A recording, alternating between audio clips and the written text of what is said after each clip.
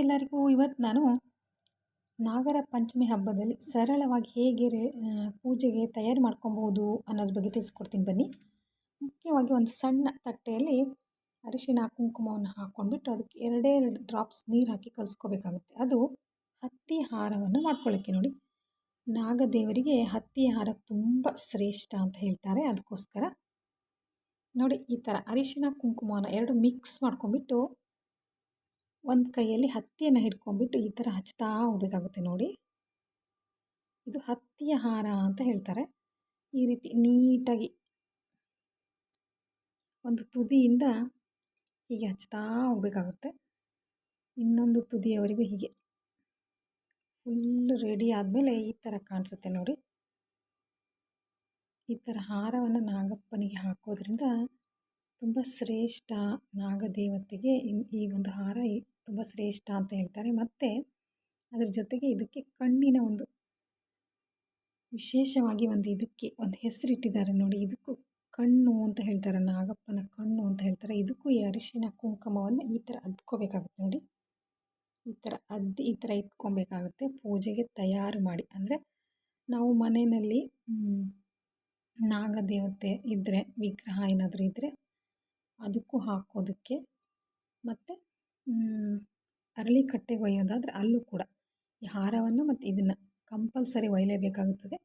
ಅದ್ರ ಜೊತೆಗೆ ಮುಖ್ಯವಾಗಿ ಈ ಹಾರವನ್ನು ಕೂಡ, ಅಂದರೆ ಈ ಹಾರದ ಜೊತೆ ಈ ಒಂದು ಹಂಗು ನೂಲು ಅಂತ ಕರೀತಾರೆ. ನೋಡಿ, ಈ ಹಂಗು ನೂಲನ್ನು ಈ ರೀತಿಯಾಗಿ 5 ಎಳೆಯ ಹಂಗು ನೂಲನ್ನು ನಾವು ಇಷ್ಟು ದೊಡ್ಡ ಎಳೆಯಾಗಿ ಕಟ್ ಮಾಡಿ ರೆಡಿ ಮಾಡಿಕೊಂಡು ನಾಗದೇವರುಗಳಿಗೆ ಹಾಕಬೇಕಾಗುತ್ತೆ. ನೋಡಿ, ಹೀಗೆ ಹತ್ತಿ ಹಾರ ಮತ್ತು ಹಂಗು ನೂಲು ಮತ್ತು ಕಣ್ಣಿನ ಒಂದು ಈ ಹತ್ತಿಂದ ಮಾಡಿರ್ತಕ್ಕಂಥ ಒಂದು ಕಣ್ಣು.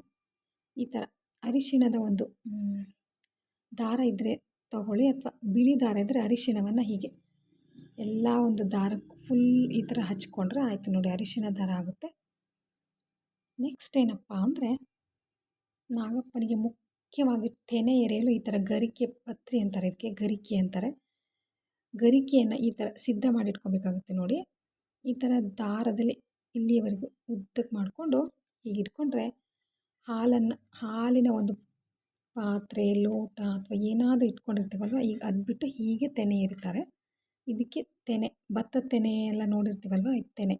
ಇದರಿಂದ ನಾವು ಹೀಗೆ ಎರೆಯೋದು ಅಂತ, ಅದಕ್ಕೋಸ್ಕರ ಈ ಥರ ಮಾಡಿಟ್ಕೊಂಡಿರ್ಬೇಕಾಗುತ್ತೆ. ನೋಡಿ, ಮತ್ತೇನಪ್ಪ ಅಂದರೆ, ಈ ಒಂದು ಈ ತೆನೆ ಇರುವ ಒಂದು ಲೋಟ ಇರುತ್ತಲ್ವ, ಅದು ಯಾವುದೇ ರೀತಿಯ ಕುಡಿದಿರೋದು ಅಥವಾ ಉಪಯೋಗಿಸಿರೋದು ತೆಗೆದಿಟ್ಕೋಬಾರ್ದು. ಅದು ದೇವರಿಗೆ ಅಂತ, ದೇವರ ಲೋಟ ಅಂತ ಇರುತ್ತಲ್ವ, ದೇವರ ಪೂಜೆ ಮಾಡಲಿಕ್ಕೆ ಅಂತ, ಅಂತಹ ಒಂದು ಲೋಟದಲ್ಲಿ ಹಾಲನ್ನು ಹಾಕಿ ನಾಗಪ್ಪನಿಗೆ ಈ ಥರ ತೆನೆ ಎರೆಯಬೇಕಾಗುತ್ತದೆ.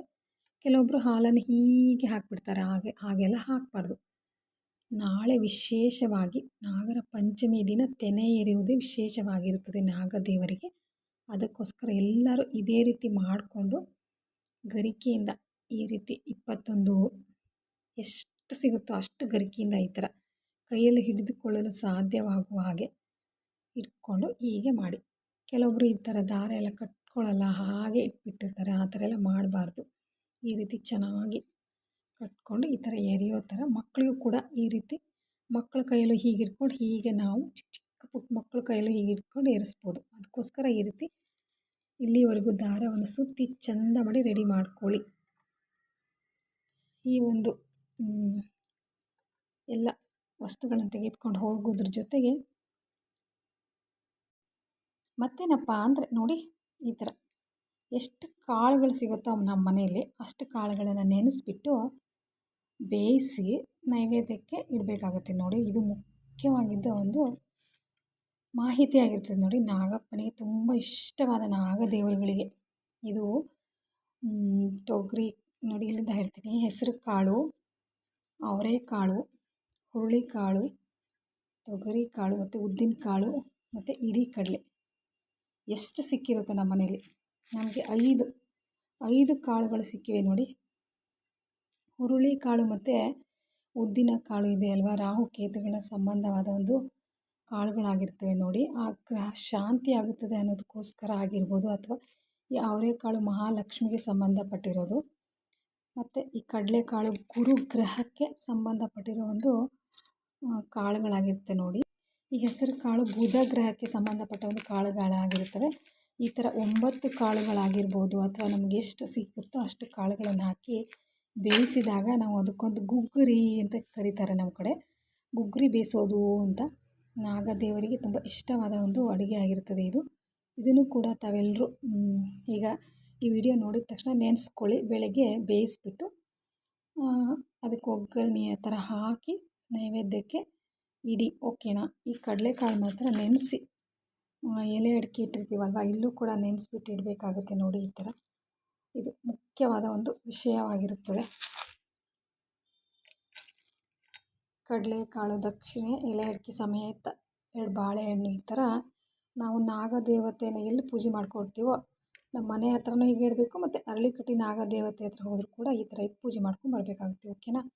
ಈ ಒಂದು ಸರಳವಾದ ಮಾಹಿತಿ ನಿಮಗೆ ಇಷ್ಟ ಆಗಿದರೆ ಲೈಕ್, ಶೇರ್, ಸಬ್ಸ್ಕ್ರೈಬ್. ಓಕೆ, ಬಾಯ್.